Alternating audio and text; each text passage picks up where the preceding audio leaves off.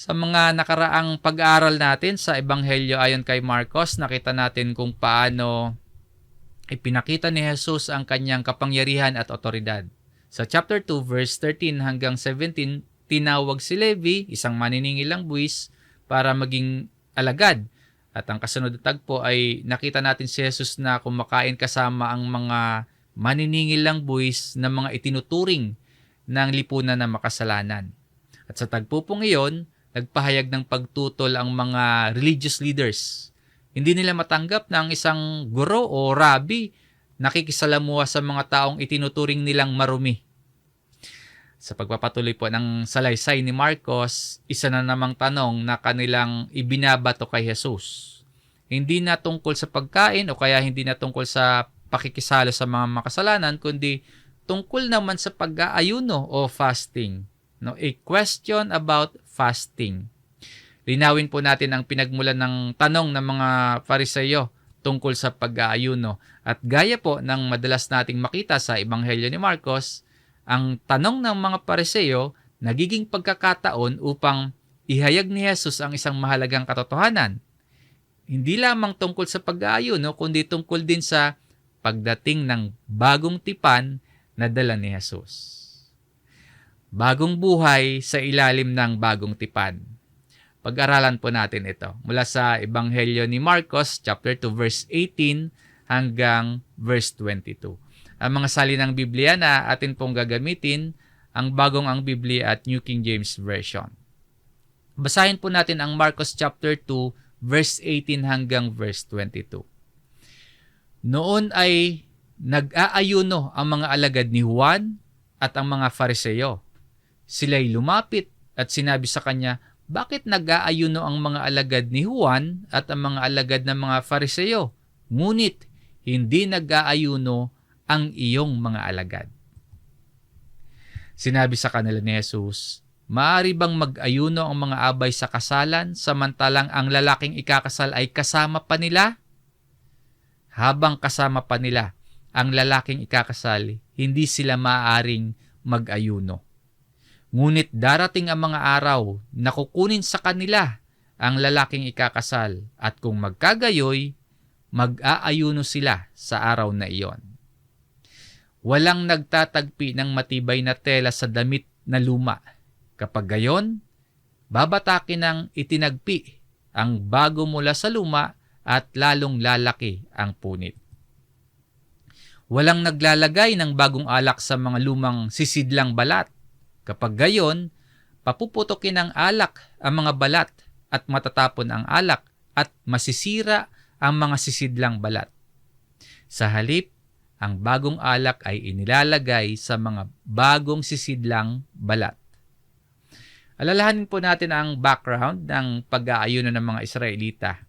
Sa lumang tipan po, iniutos ng Diyos ang pag-aayuno sa araw ng pagtubos. At bukod sa pag-aayunong iniutos sa araw ng pagtubos, makikita rin sa Old Testament ang iba't ibang pagkakataon ng pag-aayuno bilang tugon ng Israel sa mga panahon ng pagpapakumbaba, panahon ng pagsisisi at taimtim na paghahanap nila sa Diyos sa pananalangin.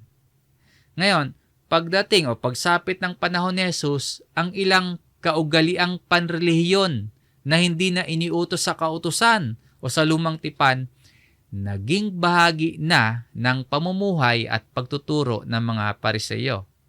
Isa rito yung pag-aayuno na kanilang isinasagawa. Halimbawa, ipinagmamalaki ng Pariseyo sa Lucas chapter 18 verse 12 na siya ay nag-aayuno ng 2 ulit sa isang sanglinggo. Hindi ito iniutos ng Diyos o maging sa kautusan ni Moises. Tradisyon lamang ito na bahagi ng gawaing panrelihiyon nila.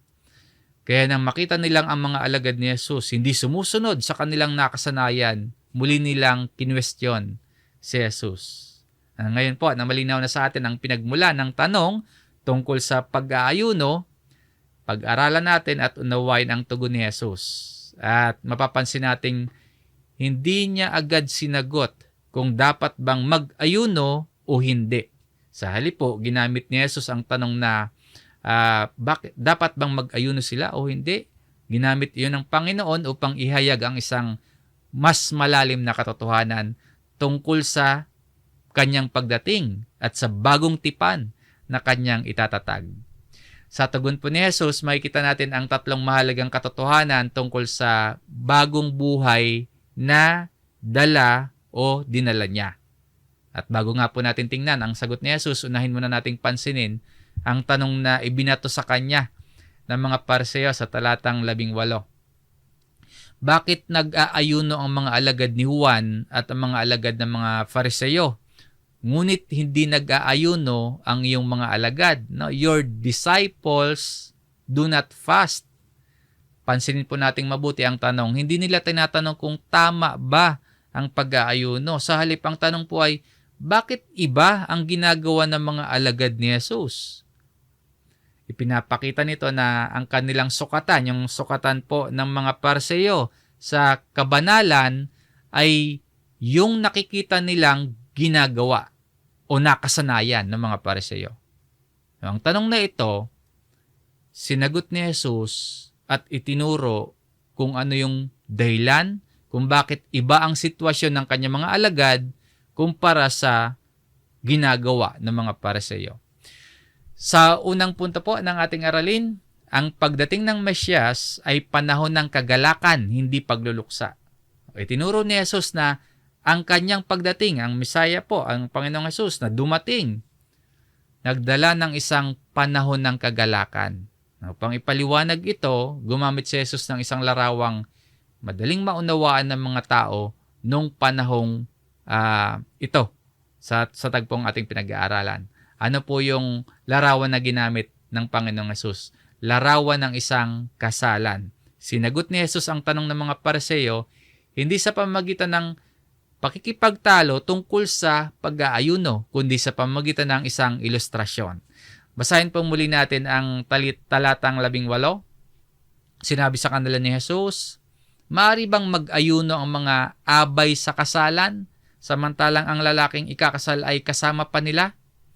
Habang kasama pa nila ang lalaking ikakasal, hindi sila maaring mag-ayuno. Sa halip po na pag-usapan ng direkta ang pag-aayuno, dinala ni Jesus ang isip ng mga nagtatanong sa kanya sa isang kasalan. Pag-isipan po natin, bakit kasalan? Sa kultura po ng mga Hudyo, lalo na sa panahong ito, panahon na pinag-aaralan natin ng tagpong ito, ang kasalan, isa sa pinakamasayang okasyon at pagdiriwang sa isang pamilya sa kultura ng mga Hudyo. Ang kasalan po ay selebrasyon nila at hindi maikling seremonya lamang ito. Kadalasan, tumatagal ito ng mga ilang araw. Ang kasalan ay panahon ng kagalakan na ng ilang araw na pagsasama-sama, pagdiriwang nila. Na sa ganitong okasyon, sa kasalan, hindi po angkop ang pinag-uusapang ayuno o pag-aayuno.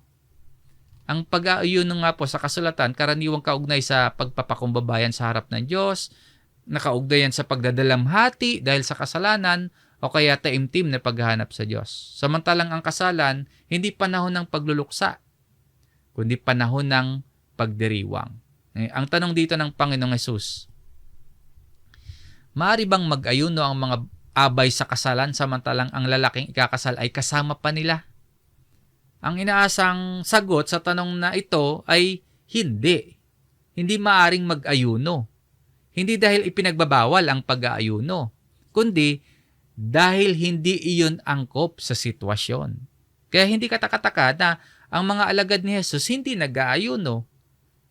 Ang kasalan, panahon nga po ng kagalakan. Habang naroon ang lalaking ikakasal, ang tamang tugon ng mga abay ay makibahagi sa kagalakan ng kasalan. Dito po, pinapakita ni Jesus na may kakaiba sa panahong kanilang kinabibilangan. Sa halip na itoon ang pansin sa simpleng tanong kung bakit hindi nag-aayuno ang kanyang mga alagad, itinuro ni Jesus ang mas mahalagang katotohanan. Ang nangyayari sa panahong iyon ayon sa plano ng Diyos. Hindi nila nauunawaan na ang pagdating ng Panginoong Hesus, ang pagdating ng Mesyas, ay hudyat ng isang bagong yugto sa kasaysayan ng pagtubos. Hindi naunawaan ng mga Pariseo yun. Dito natin nakikita ang napakahalagang katotohanan sa ilustrasyong ito. Ang lalaking ikakasal, walang iba kundi ang Panginoong Hesus. Bagaman din niya ito tahasan o direktang sinasabi, pero malinaw sa kabuuan ng sagot ng Panginoon na siya ito sapagkat ang buong ilustrasyon umiikot sa kanyang presensya bilang dahilan kung bakit hindi nag-aayuno ang kanyang mga alagad. Sa Old Testament po, ang Diyos ang inilalarawan bilang asawa ng kanyang bayan. Ngayon, ginamit ito dito ni Jesus, yung larawang yon, upang ilarawan ang kanyang sarili. Ipinapakita ng Panginoong Jesus na ang pinakahihintay na panahon ng pagliligtas nangyayari at dumating na sapagkat narito na ang Mesyas. Sa madaling salita po, ang presensya ni Jesus ang dahilan kung bakit iba yung sitwasyon nung kanyang mga alagad sa mga Pariseo. Hindi sila tumatanggi sa pag-aayuno. Sa halip, ang panahon o sitwasyon ng mga alagad ni Jesus hindi angkop sa pag-aayuno dahil kasama nila si Jesus. Kasama nila yung lalaking ikakasal. Pinapakita nito na si Jesus hindi lamang po isang magaling na guro o rabbi o propeta, kundi siya ang katuparan ng ipinangakong Mesyas. At ang pagdating ni Jesus, panahon ng katuparan, hindi panahon ng pagluluksa. Panahon ng pagdiriwang, hindi panahon ng kalungkutan. Kaya hindi nag-aayuno sa tagpong ito ang mga alagad. At sa pagpapatuloy ni Jesus, sinabi niya sa kasunod na talata, ngunit darating ang mga araw na kukunin sa kanila ang lalaking ikakasal at kung magkagayoy, mag-aayuno sila sa araw na iyon. Sa puntong ito, nagkaroon ng malaking pagbabago sa direksyon ng kaisipan o nagkaroon ng pag-iba ng damdamin at pananaw. Mula sa kasiyahan ng kasalan, binanggit dito ni Jesus ang araw na kukunin ang lalaking ikakasal. At hindi ito pangkaraniwan. Nagpapahiwatig ito na hindi basta kusang pag-alis yung kukunin, kundi may kasamang marahas na pagkuha. Sabi dito, the bridegroom will be taken away from them. Ito po ang unang pahiwatig sa Ebanghelyo ni Marcos tungkol sa pagdurusa at tungkol sa kamatayan ni Jesus. Hindi mananatili sa panahong ito ang kasiyahan. Darating ang krus, darating ang kanyang kamatayan. Ngunit hindi magtatapos ang kwento sa kamatayan sapagkat si Jesus muling bubuhayin ng Diyos. Gayunman, dito sa bahaging ito natin pinag-aaralan, ang tinutukoy dito ni Jesus, yung nalalapit niyang pagdurusa at pag-alis sa piling ng kanyang mga alagad. Darating ang panahon na hindi siya pisikal na kasama o makakasama ng kanyang mga alagad. At sa panahon na yon, magiging angkop na ang pag-aayuno. Hindi bilang ritual upang maging matuwid, kundi bilang pagpapakumbaba at pananabik sa Panginoon. So sa talatang ito, pansinin nating mabuti, hindi sinabi ni Jesus na ang pag-aayuno ang magbibigay ng katuwiran sa tao.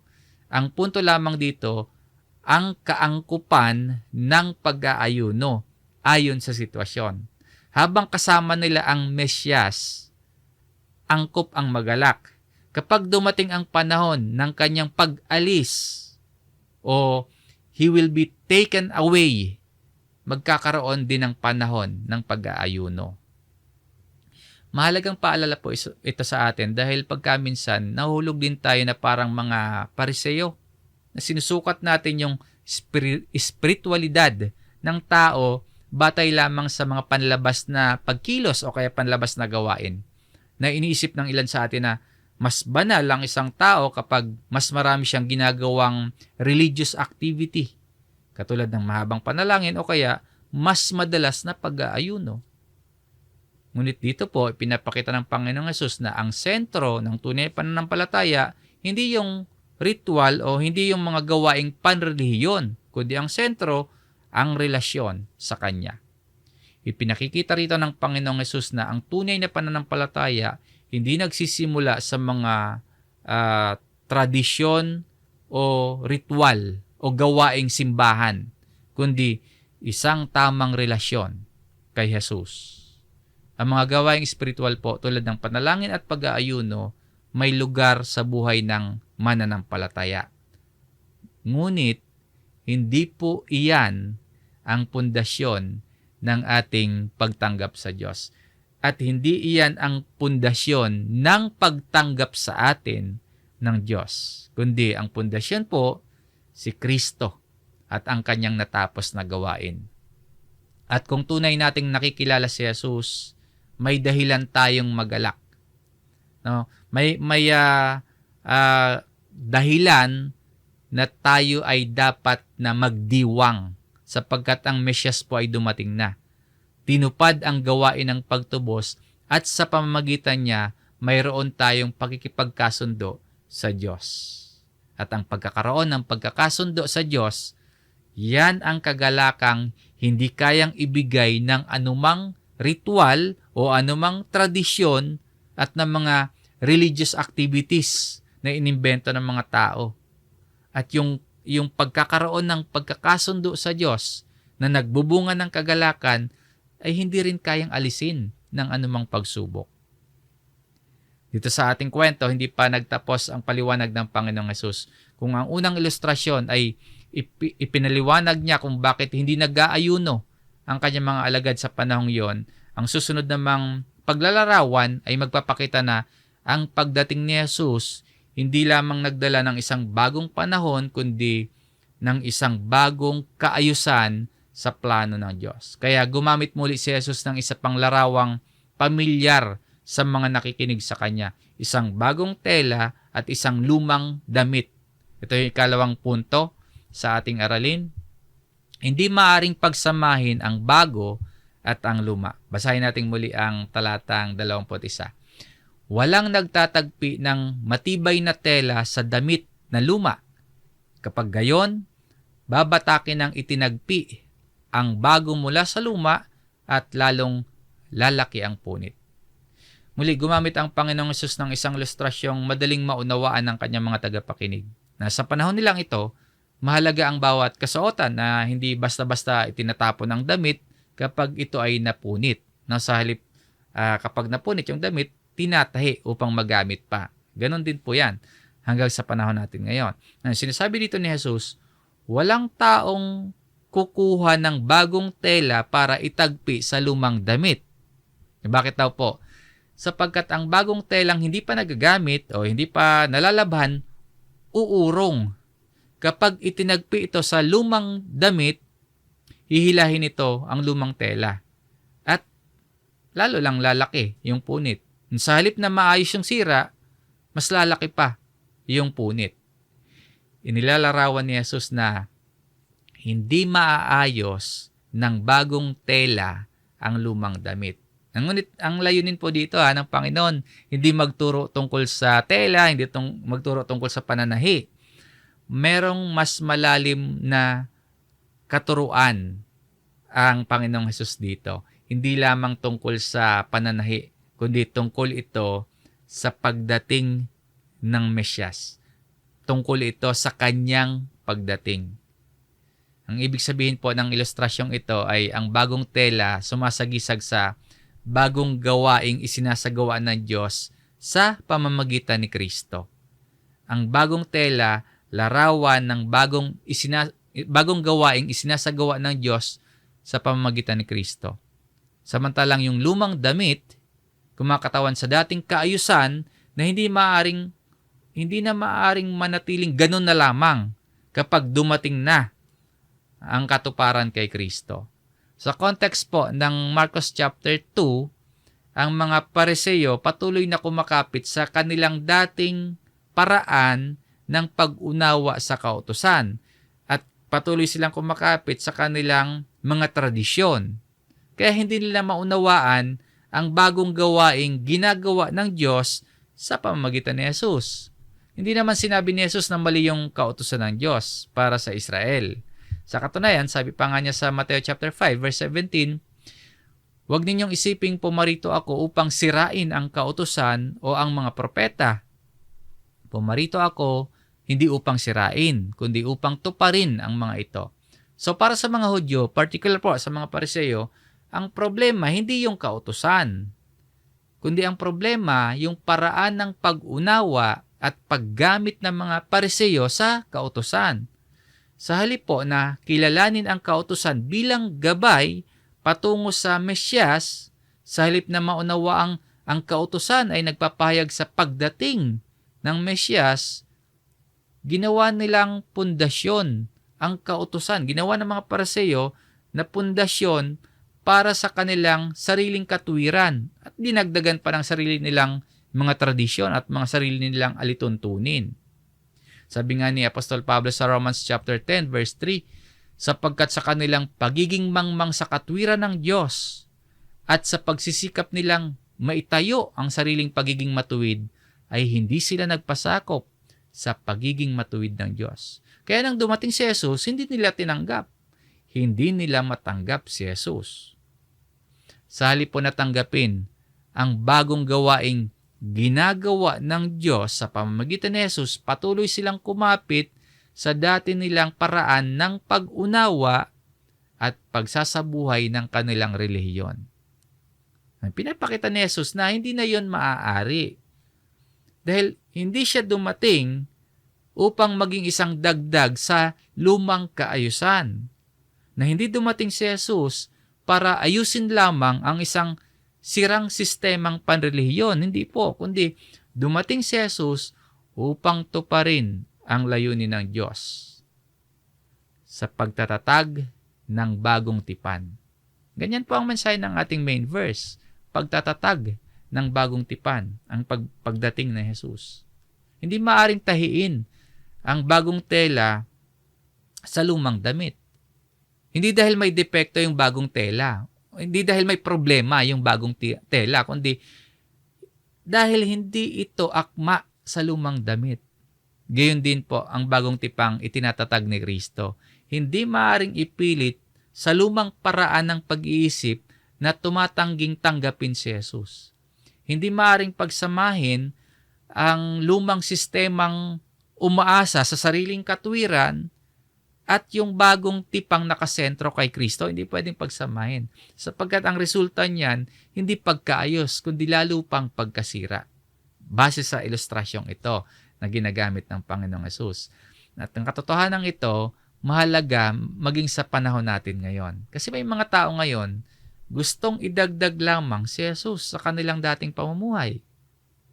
Nais nilang manatili sa kanilang sariling paraan ng pagiging matuwid at idagdag lamang si Kristo kapag kailangan at gusto nila.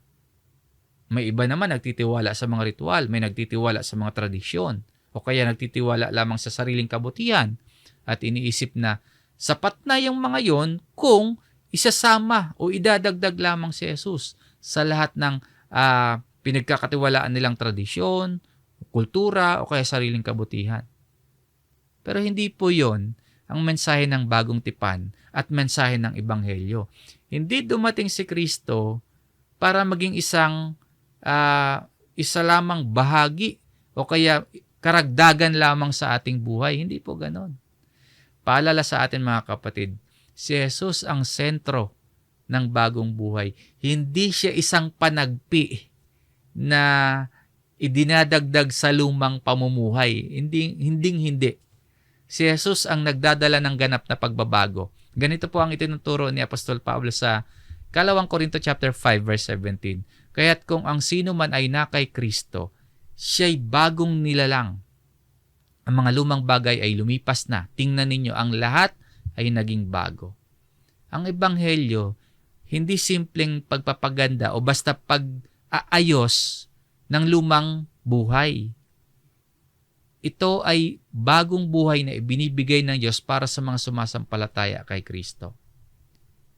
Mga kapatid, maaaring kilala natin si Jesus sa ating isip, pero yung tanong po, siya ba ang sentro ng ating buhay?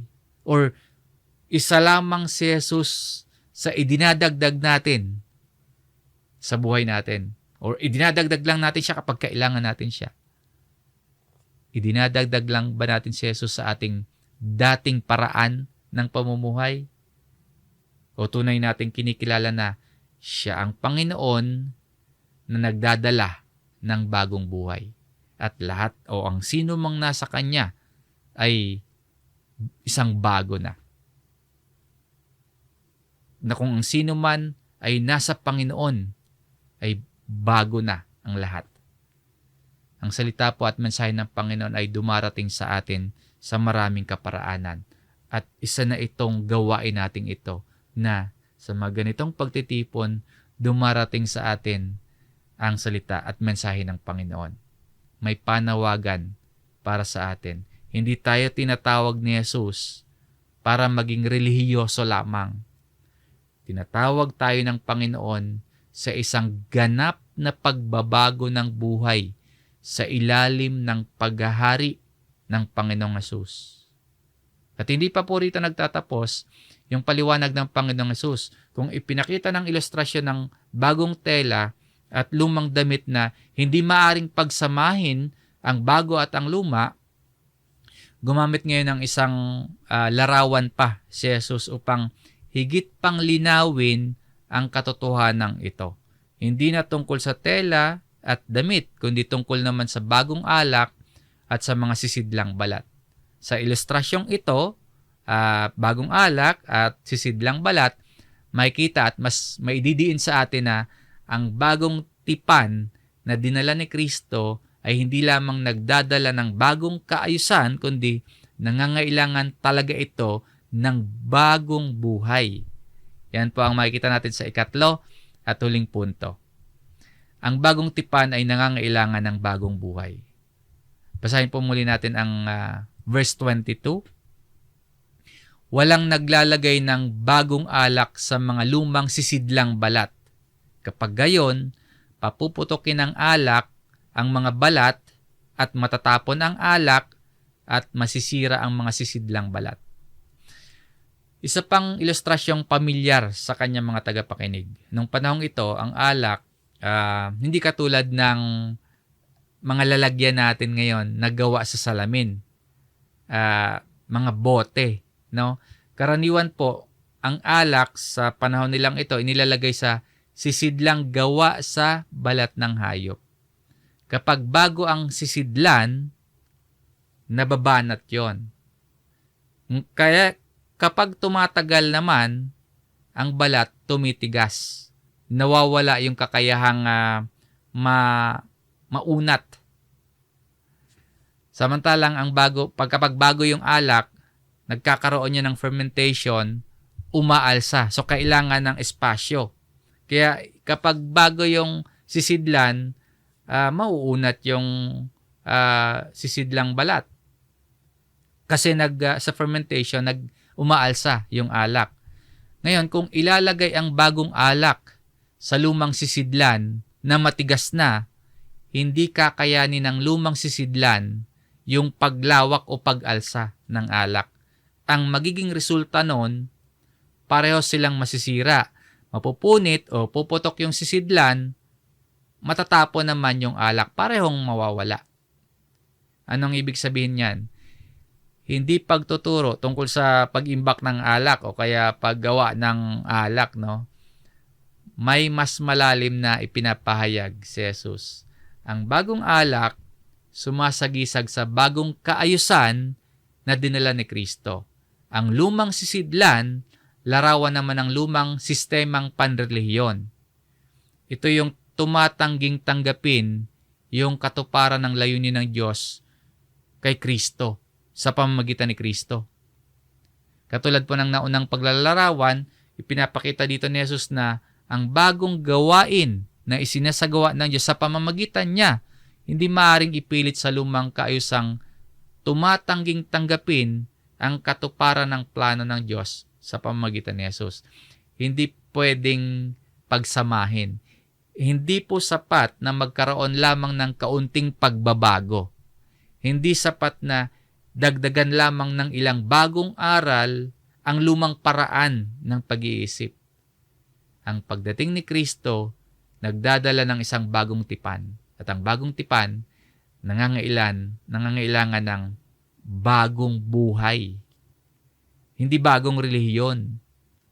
Hindi panibagong hanay ng mga ritual o mga tradisyon, kundi bagong buhay, pagkakaroon ng bagong puso.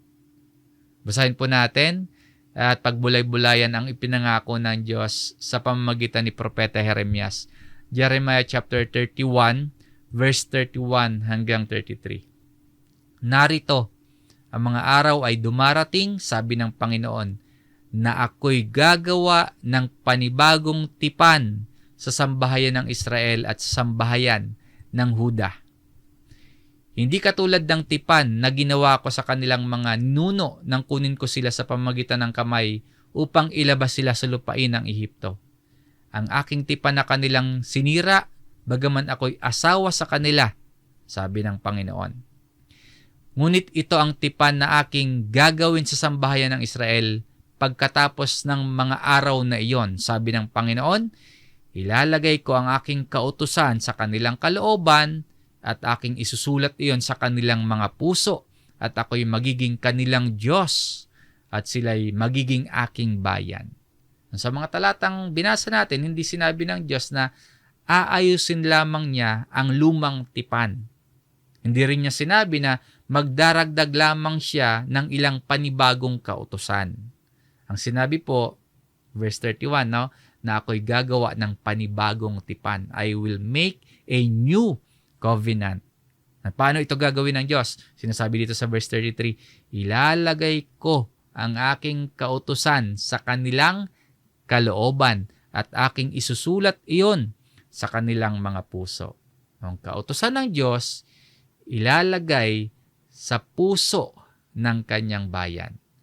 Mapapansin po natin dito ang pangako ng bagong tipan. Hindi lamang tungkol sa pagbabago ng mga kautusan, kundi ang pangako ng bagong tipan ay tungkol sa pagbabago ng tao mismo. Ganito rin ang ipinangako ng Diyos sa Ezekiel. Nabasahin natin itong Ezekiel chapter 36, verse 26 hanggang 27. Bibigyan ko kayo ng bagong puso at lalagyan ko kayo ng bagong espiritu sa loob ninyo. Aking aalisin ang batong puso sa inyong laman at aking bibigyan kayo ng pusong laman. Aking ilalagay ang aking espiritu sa loob ninyo at palalakarin ko kayo ng ayon sa aking mga tuntunin at magiging maingat kayo sa pagsunod sa aking mga batas. Ito ang ipinangako ng Diyos. Isang bagong tipan kung saan ang Diyos ay nagbibigay ng bagong puso at inilalagay ang kanyang espiritu. Para saan po? Upang ang kanyang bayan ay mamuhay sa pagsunod sa kanya, sa pagsunod sa Diyos. Hindi lamang ito panlabas na pagbabago. Hindi lamang pagbabago ng relihiyon, kundi pagbabago talaga ng pagkatao, pagbabagong nagmumula sa puso. At ito ang hindi kayang gawin ng lumang kaayusan. Ito ay ginagawa ng Diyos. Ang pagkakaroon ng bagong puso, ginagawa ng Diyos sa ilalim ng bagong tipan.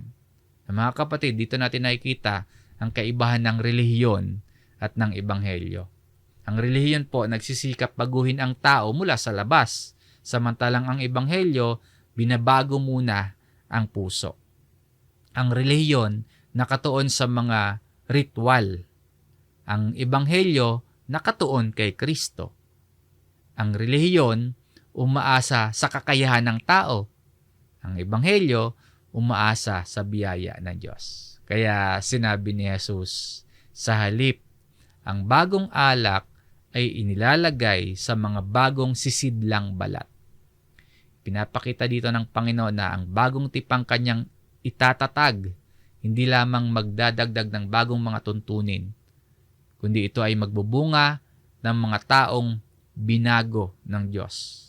Ito po yung dahilan kung bakit hindi sapat yung pagiging relihiyoso lamang. Maaring regular tayong or aktibo tayong dumadalo sa mga pagsamba, sa mga pagtitipon. Maaring marami tayong or marunong tayong manalangin, maraming oras tayong maglaan ng pananalangin at nagbibigay tayo, maaring nag-aayuno pa tayo. Ngunit kung hindi pa binabago ng Diyos ang ating puso sa pamamagitan ni Kristo, wala pa rin yung tunay na buhay na ipinangako ng bagong tipan. Ang mabuting balita sa ating lahat na nakikinig sa araling ito ay dumating si Jesus upang itatag ang bagong tipan. Itinatag niya ang bagong tipan sa pamamagitan ng kanyang dugo. Sa kanyang kamatayan at sa muling pagkabuhay, binuksan ni Jesus ang daan patungo sa Ama. Binuksan ni Jesus upang ang mga nagsisisi at ang mga sumasampalataya sa Kanya ay mapatawad, magkaroon ng bagong puso at tumanggap ng bagong buhay. Ito yung dahilan kung bakit sinabi ni Apostol Pablo, itong binasa natin kanina, basahin natin muli, 2 Corinto chapter 5 verse 17. Kaya't kung ang sino man ay na kay Kristo, siya'y bagong nilalang. Ang mga lumang bagay ay lumipas na. Tingnan ninyo, ang lahat ay naging bago. Hindi tayo iniligtas ng mga ritual, maging ng simbahan, o ng mga gawaing parelihiyon. Hindi tayo iniligtas ng ating mabuting gawa. Dahil ang nagliligtas ay si Kristo lamang. At ang sino mang tunay na sumasampalataya sa Panginoong Hesus, hindi lamang bibigyan ng bagong relihiyon, kundi binibigyan siya ng Diyos ng bagong puso at ng bagong buhay. So mga kapatid, sa pag-aaral natin sa Marcos chapter 2 verse 18 hanggang verse 22, nakita natin ang tanong ng mga Pariseo tungkol sa pag-aayuno ay naging pagkakataon upang ihayag ni Jesus ang isang napakahalagang katotohanan tungkol sa kanyang pagdating. Una po, ang pagdating ng Mesyas ay panahon ng kagalakan, hindi pagluluksa. Habang kasama ng mga alagad si Jesus, naroon yung katuparan ng pangako. Pangako ito ng Diyos. Ang kanilang kagalakan hindi nakabatay sa mga ritual, kundi yung kagalakan nila nakabatay sa presensya ng Mesyas. Kalawa, hindi maaring pagsamahin ang bago at ang luma. Hindi dumating si Kristo para idagdag lamang sa lumang paraan ng relihiyon.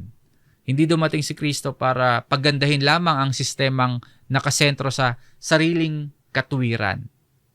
Dumating po si Jesus upang tuparin ang layunin ng Diyos at itatag ang bagong tipan. Number 3, ang bagong tipan ay nangangailangan ng bagong buhay.